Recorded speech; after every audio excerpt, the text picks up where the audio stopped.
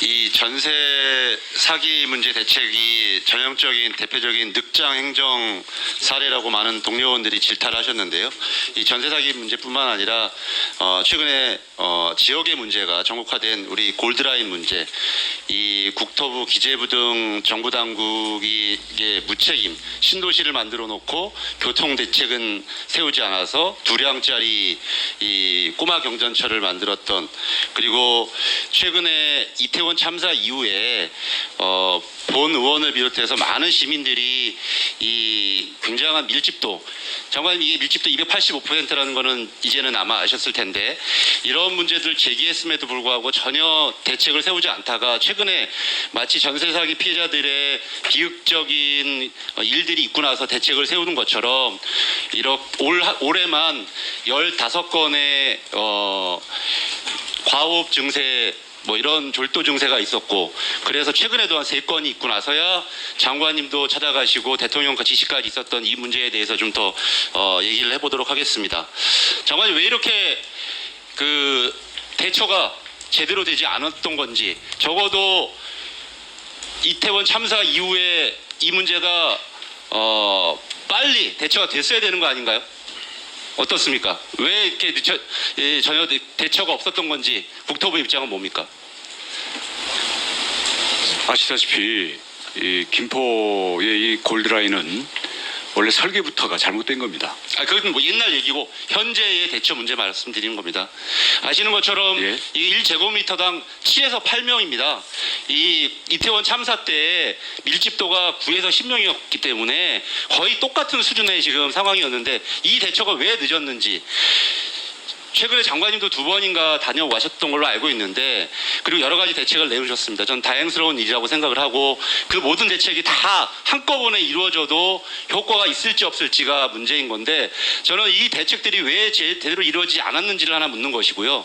그리고 그 대책이라는 것도 서울시와도 굉장히 불협화음이 있는 것 같아요.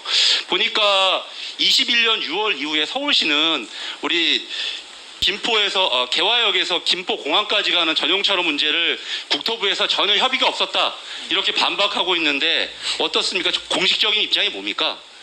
우리 국토부가 그런 부분에 대해서 태만한 겁니까? 아니면 서울시의 반박이 잘못된 겁니까?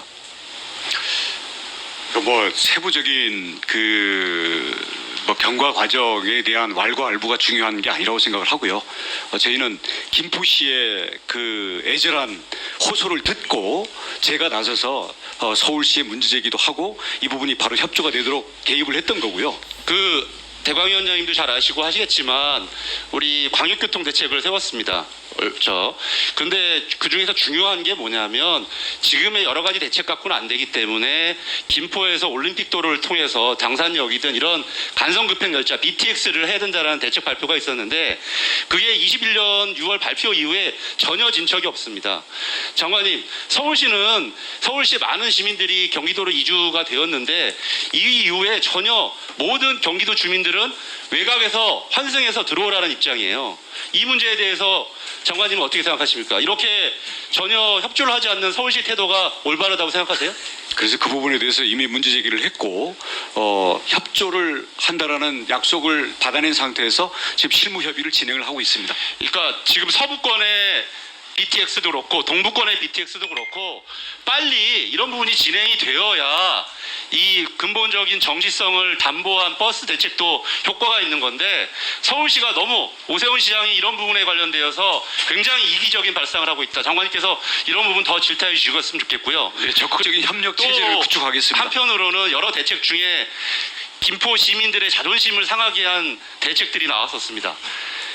수륙 양용버스, 지금 또 서울시는 거기에 더해서 리버버스 이렇게 얘기하는데, 이게 효과가 있을 거라고 생각하세요? 우리나라 교통 현실에서 1분 1초가 아깝고, 우리처럼 내려서 여의도에서 내리든 잠실에서 내리든 제대로 된 지하철역이 없이 이 자신들의 가고자 하는 목적지로 갈 수 없는데, 이런 수륙 양용버스나 리버버스가 과연 효과가 있을까요?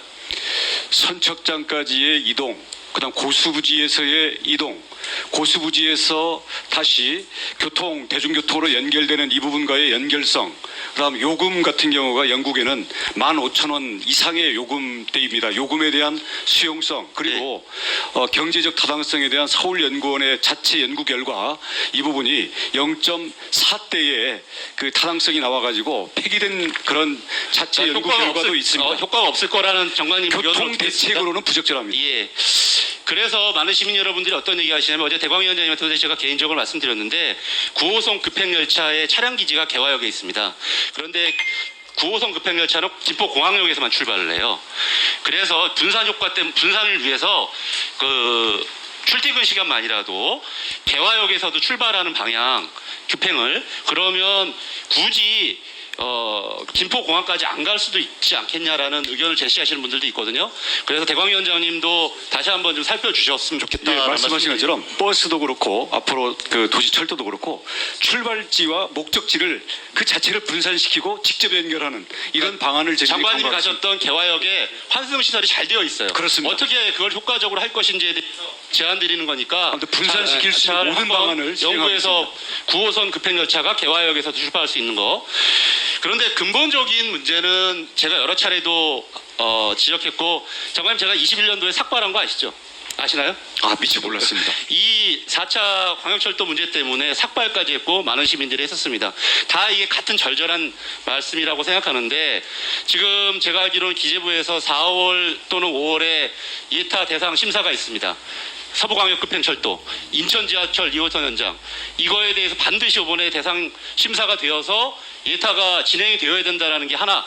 장관님 더 이제 뭐 국토부 손을 떠났지만 하셔야 될 거 하고 두 번째가 아까 김희국 의원님 말씀 주셨던 것처럼 5호선 문제예요. 우리 대광에서 중재를 하고 있지만 이 중재가 언제까지 갈지 모릅니다. 또 장관님 뭐 이제 그만두신다는 설도 있어요. 제가 전혀 들어보니까. 그렇지 않습니다. 그래서 시한을 정해 주셔야 될 것 같아요. 언제까지 중재를 마무리하겠다. 장관님 언제까지라고 답변해 주시겠습니까? 시안을 여기서 이제 말씀드리기는 좀 그렇고요. 예. 김포 시민들이 있지 않습니다. 계속 인천시 입장하고 김포시 입장 다 다르다고만 얘기하면서 끝까지 갈 거예요. 또 시안을 정해 주셔야 됩니다. 장관님 나가시기 전에 빨리 정하셔야 될 것 같은데.